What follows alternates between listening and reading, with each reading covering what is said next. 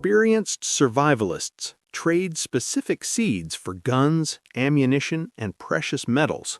These aren't ordinary garden seeds, they're reproductive assets that multiply indefinitely, creating permanent food security that silver and gold cannot match. I'm Frank Miller with Heritage Garden Wisdom, and the seeds I'm revealing today represent survival infrastructure worth more than any finite asset you can stockpile. One seed planted correctly becomes 50 plants, then 500 plants, then infinite food production requiring zero inputs forever. While preppers stack silver coins, the most prepared survivalists are acquiring seeds that reproduce themselves eternally. Subscribe to Heritage Garden Wisdom right now, because what's coming next could completely change your prepping strategy, and it's information most preppers won't understand until it's too late. Hit that like button and drop a comment telling me which reproductive seeds you're already propagating or which ones you want to prioritize. I want to know who understands what's coming. By the end of this breakdown, you'll understand exactly why seeds that multiply themselves are worth more than precious metals during deep collapse, and which specific varieties experienced preppers guard like treasure. The hierarchy of value shifts dramatically as collapse deepens from initial disruption to complete system failure. Right now, in relatively stable society, precious metals make logical sense as stores of value. Silver and gold hold purchasing power, their portable wealth, their insurance against currency devaluation. Preppers accumulate silver and gold because they understand that fiat currency is fundamentally just paper backed by failing confidence. That strategy has merit during the early stages of collapse, when trading still occurs and people accept metals as payment for goods and services. During initial disruption, you can trade silver for supplies and gold for equipment. But as collapse progresses beyond the point where stored food depletes and supply chains permanently break, something fundamental shifts in value perception. Food becomes more valuable than currency. Seeds become more valuable than silver. The capability to produce food becomes more valuable than any quantity of precious metals you can transport. Understanding this progression is critical for survival planning. First comes immediate survival priorities: water, shelter, security. Then comes food consumption from stockpiles that sustain you for months, perhaps a year if you've prepared extensively. But then the critical question emerges: what happens when your canned goods run out? Your freeze-dried meals are consumed. Your stored food depletes completely.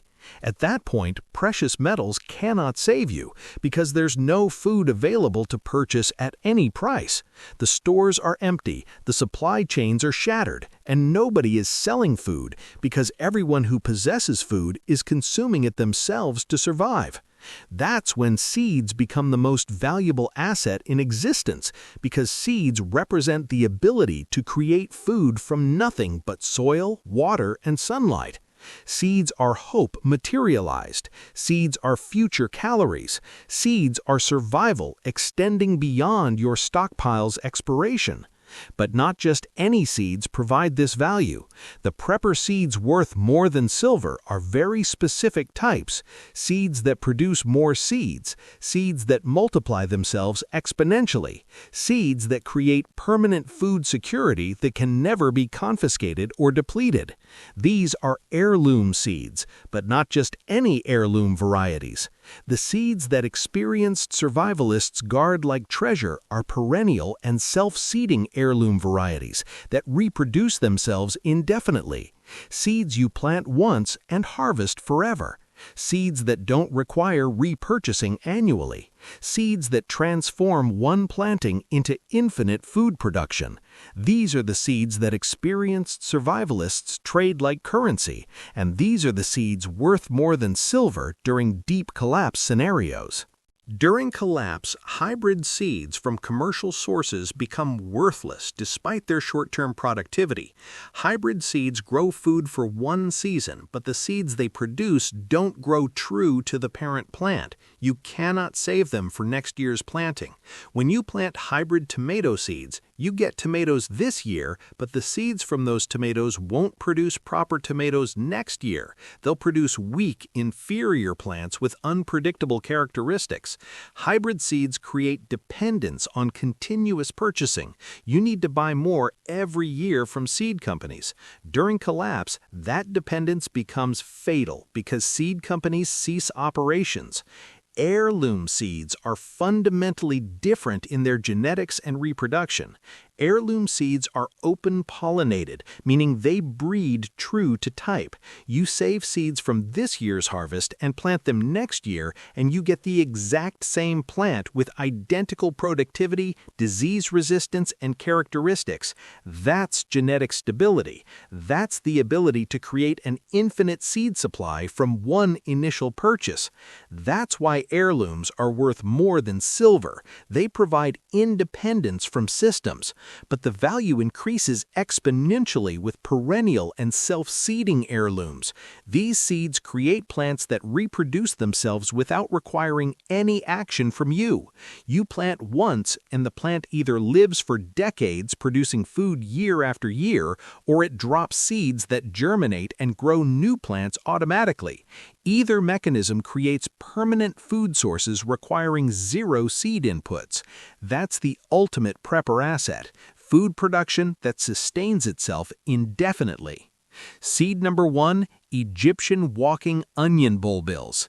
These aren't technically seeds, they're tiny bulbs functioning as propagation units. Preppers who have them guard them with extreme care because Egyptian walking onions plant themselves and multiply autonomously. You plant one bulbil and it grows into a plant.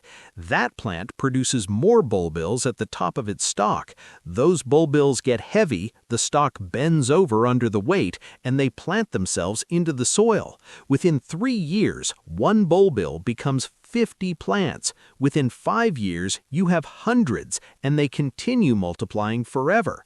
That's infinite onions from one planting. In a collapsed scenario, that's worth more than any amount of silver because silver cannot create food, but that one bulbil creates infinite food production. Preppers who possess Egyptian walking onions trade them carefully because they know their value.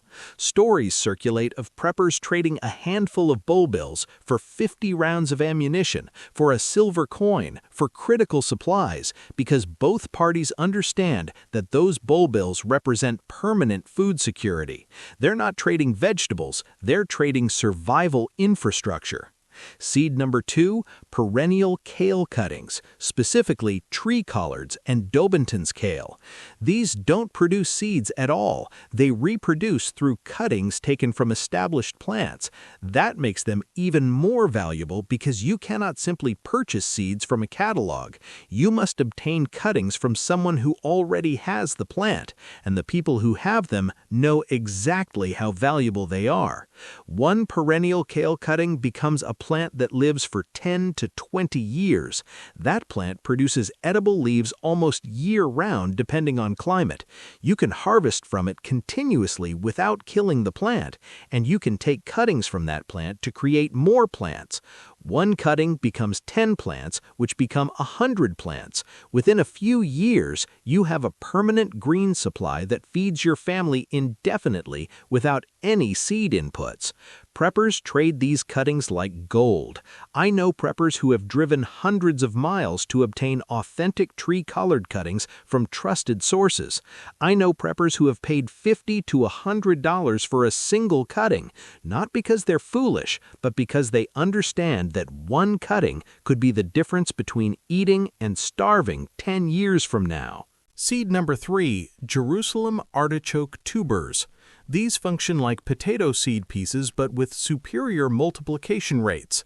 Jerusalem artichokes multiply exponentially. You plant one tuber and harvest 20 tubers at the end of the growing season. Plant those 20 next year and harvest 400. The multiplication is exponential and dramatic. Once established, Jerusalem artichokes are virtually indestructible. They spread, they naturalize, they become a permanent calorie source that's nearly impossible to eliminate. Preppers who have Jerusalem artichokes share them carefully because they know that giving someone tubers is giving them infinite calories. That's not a small gift. That's potentially saving a family's life during long-term collapse. I've seen preppers trade Jerusalem artichoke tubers for weapons, for ammunition, for precious metals, because everyone involved understands that infinite calories are worth more than finite assets. Seed number 4, Heirloom multiplier onion sets. These are perennial onions that divide underground autonomously. You plant one bulb and it splits into 5 to 7 bulbs. You harvest most and replant a few. Next year, those few become 30 or 40 bulbs. The year after that, you have hundreds. It's exponential multiplication of a stable crop. These onion sets are rare. Most garden centers don't carry them. You have to obtain them from seed saver networks or from other preppers who grow them. When you find them, you pay premium prices. 50 cents to $1 per bulb is common. That seems expensive until you realize one bulb becomes hundreds of bulbs, which becomes infinite onions. Then it's the bargain of a lifetime for preppers planning long-term survival. Seed number 5. Heirloom perennial grain seeds, and this is the crown jewel of prepper seed collections. These are extremely rare. Most grains are annuals, requiring replanting every year, but there are perennial grain varieties that live for years and produce grain annually without replanting. Perennial wheat, perennial rye, intermediate wheatgrass, which produces a grain called kernza. These are the holy grail of prepper seeds. The reason is straightforward. Grains are calories. Grains are bread. Grains are the foundation of civilization's food supply. Perennial grains mean you never have to replant. You never need seed inputs. You harvest grain every year from plants that simply keep living. In a true long-term collapse scenario, perennial grains could be the difference between rebuilding agriculture and starving. These seeds are incredibly difficult to find. Research institutions have them. A few specialized seed companies carry them. Some seed saver networks preserve them, but they're not widely available. When preppers find them, they acquire as much as possible because they know what they have. They have seeds worth more than any precious metal. Silver is valuable, and I'm not dismissing precious metals entirely, but silver has serious limitations during collapse. You cannot eat silver. You can only trade silver if someone wants what you have and has what you need. As collapse deepens and food becomes the only thing that matters, fewer people want silver. They want food. They want seeds. They want the ability to grow food independently. Imagine it's 3 years into collapse. Society has fragmented. Supply chains are gone. Most people's stockpiles are depleted. You have silver coins and you're trying to trade for food. You find someone with extra food and offer silver. They refuse. Why would they want silver when they can't eat it, can't grow it, and it doesn't help them survive? But if you had Egyptian walking onion bulbils, if you had perennial kale cuttings, if you had Jerusalem artichoke tubers, they would trade because those seeds create permanent food for them. This is the fundamental difference between finite assets and reproductive assets. Silver is finite. Once you trade it, it's gone. But seeds multiply. If someone trades you food for seeds, they get the food now and you get seeds that create infinite food later. You both win. That's why seeds become the ultimate currency during deep collapse. They're valuable to everyone. They solve everyone's problem, and they multiply in value over time. Here's what experienced preppers understand that beginners don't. Your prepping strategy needs to shift from stockpiling consumables to acquiring reproductive assets. Canned food is consumable. Once you eat it, it's gone. Ammunition is consumable. Once you fire it, it's gone. Silver is transferable but finite. Once you trade it, it's gone. But seeds reproduce. They multiply. They create more of themselves indefinitely. A prepper with $10,000 in silver might survive longer than a prepper with nothing, but a prepper with $10,000 invested in reproductive seeds will outlast them both, because silver depletes while seeds multiply. 10 years into collapse, The silver prepper is broke and starving. The seed prepper has established food systems producing hundreds of pounds of food annually without any external inputs. Who's better prepared? This is why the smartest preppers are shifting investment from precious metals to survival seeds right now. They're not abandoning metals entirely, they're balancing. They're keeping some silver for near-term collapse trading, but they're putting serious money into acquiring every perennial and self-seeding heirloom variety they can find, because they know that long-term survival depends on food production, not portable wealth. Here's what you need to do right now if you want to acquire these prepper seeds before they become impossible to find. First, join Seed Saver networks. Organizations like Seed Savers Exchange, Southern Exposure Seed Exchange, and Baker Creek preserve heirloom varieties and make them available to members. Join them, support them, buy from them. These are the repositories of seeds worth more than silver. Second, connect with local preppers who grow heirlooms. Find your community, trade seeds, share knowledge, build relationships. The prepper with the best seed collection isn't the one who hoards secretly. It's the one who networks with other seed savers and trades to diversify their collection. You have perennial kale, I have Egyptian walking onions. We trade, we both benefit. Third, dedicate resources to seed acquisition now, not later. Now, while seeds are still available, while nurseries still operate, while shipping still functions, spend money on seeds. Spend serious money, hundreds of dollars, $1,000, whatever you can afford, because those seeds could be worth their weight in gold during collapse, literally. And you cannot acquire them after collapse begins.